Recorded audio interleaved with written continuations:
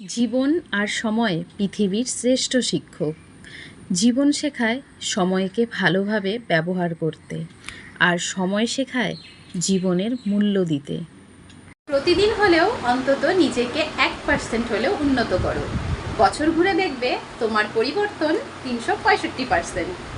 বিদ্যা হলো সবথেকে বড় সম্পদ, যা আমাদের শুধু নিজের উপকারই করে না, প্রত্যক্ষ এবং পরোক্ষভাবে গোটা বিশ্বের কল্যাণ সাধন করে। কিন্তু এই বিদ্যা যার মধ্যে থাকে না, সে পরের উপকার তো দূরের কথা, নিজের উপকারের কথাই ভেবে দেখে না। অর্থ আর স্বার্থ দুটোই মানুষকে একদম বদলে দেয়। যখন যার অর্থ হয়ে যায়, তখন সে পুরনো দিনের কথা ভুলে যায়, যে সে কোথা থেকে উঠেছে, সে কীরকম ছিল। আর কারো স্বার্থ সিদ্ধি হয়ে গেলে সেও ভুলে যায় যে কে উপকার করলো, কে পাশে ছিল, কে বিপদের দিনগুলো আগলে রেখেছিল। তাই সত্যি বড়ই অবাক লাগে যে অর্থ আর স্বার্থ হলে মানুষ একদম পাল্টে যায়। সম্মান হোক বা ভালোবাসা, ততটাই দেবেন যতটা চাহিদা, কারণ অতিরিক্ত জিনিসটাই খারাপ। জীবনের প্রতিটি বড় লক্ষ্যই যে কোনো বড় ত্যাগের দাবি রাখে। কখনো ডাল ভেঙে পড়ে যাওয়ার ভয় করে না, কারণ তার বিশ্বাস ডালের ওপর নয়, তার নিজের ডানার ওপর।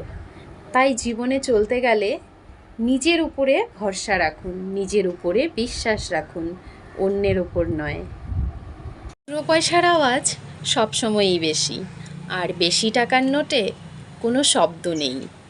তাই সব সময় নিজের মূল্য বোঝাতে চুপ থাকো, দেখবে সময় তোমার মূল্য সকলকে ঠিক বুঝিয়ে দেবে। ধৈর্য ধরতে শেখো প্রিয়, কঠিন সময় কখনোই চিরস্থায়ী নয়। সুসময় আসবেই তোমার জীবনেও, আমার জীবনেও। মানে শত আবদারের অফুরন্ত ভাণ্ডার। বাবা মানে হাজার অনটন থাকা সত্ত্বেও সে তার সন্তানদের কোনো আঁচ বুঝতে দেয় না। বাবা মানে এক নিরাপদ আশ্রয়। বাবা মানে প্রতিটা ছেলে মেয়ের জীবনের রিয়াল হিরো। বাবা মানে বটগাছের ছায়া।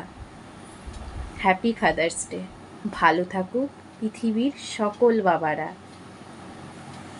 সত্যি যদি তুমি সত্যিকারের পাগল হতে চাও, তাহলে আমি বলবো এই সংসার বস্তুটার জন্য পাগল হও না, বরং ঈশ্বরের প্রতি পাগল হও।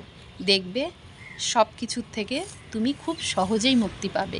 ঈশ্বরকে ভালোবাসো, এর বাইরে কিছু না, ঈশ্বরের জন্য পাগল হও।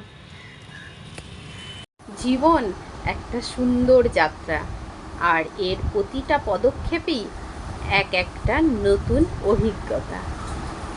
আজ সফলতার ছায়ায় বসে আছে, কারণ সে আজ থেকে বহুকাল আগে সেই বীজটা পুঁতেছিলেন, যার জন্যই আজকে সফল হয়েছেন, সফলতার ছায়ায় বসে আছেন। সেরকম প্রতি মুহূর্তে আমাদের সফলের চিন্তা করলে হবে না, কষ্ট করে যেতে হবে। হয়তো একদিন ঠিক তুমিও ফল পাবে। জীবনে অনেক কষ্ট আছে, আমি কারো থেকে সুখী না, আমার বাড়ি নেই, গাড়ি নেই, অট্টালিকা নেই।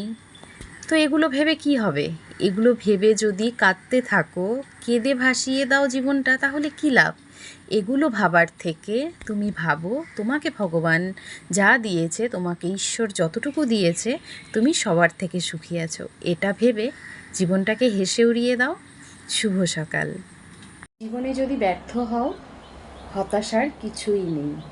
শুধু মনে রেখো, অন্ধকার যত গভীর হয়, সূর্য তত তাড়াতাড়ি উদিত হয়। শুভ সকাল। যদি সব সময় শক্তিশালী করে তুলতে চাও, তাহলে একলা কিভাবে থাকতে হয় সেটা শিখে নাও। অর্থের জন্য যারা রূপ বদলায়, তারা কখনোই মানুষের ভালো মন্দ, লাভ ক্ষতি কিছুই উপলব্ধি করতে পারে না। তারা শুধু জানে সব কিছুর ঊর্ধ্বে স্বার্থটাই, স্বার্থ ছাড়া কিছু নেই। ঘুমোলে যে স্বপ্নটা আসে, সেটা কখনোই স্বপ্ন নয়। স্বপ্ন তো সেটাই যেটা আপনি জেগে থেকে দেখেন।